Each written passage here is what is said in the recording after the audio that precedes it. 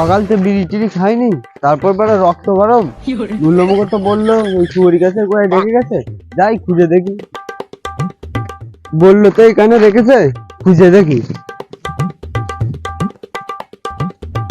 বিড়ি তো পারা এখানে নেই। এইটা কি, এর ভিতর রেখে যায়নি তো? ওরা আবার বিশ্বাস নেই, খুলে দেখি।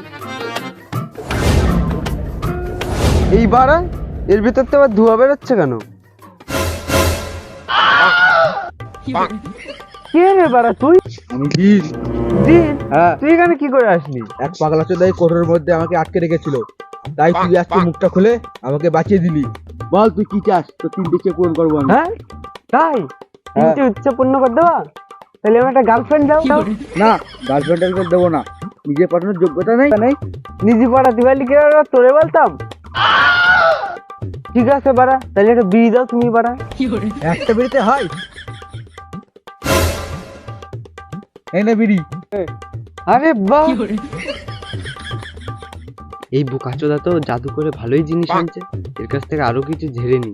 তাহলে আমার একটা গেম খেলার জন্য মোবাইল দাও। এই নে গেমিং মোবাইল। আরে বাহ, মোবাইলটা কি সুন্দর। এখনো তো আমার একটা ইচ্ছা বাকি, তাহলে তুমি আমাকে আর 1000টা ইচ্ছা পূর্ণ করে দাও। কি 1000টা ইচ্ছা? 1000 টাকাতে হবে না, একটা তো একটাই। তাহলে আমি চললাম, তুমি গান মারাও গা।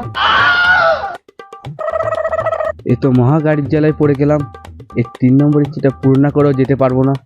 এ দাঁড়া দাঁড়া দাঁড়া দাঁড়া। এই দাঁড়া দাঁড়া দাঁড়া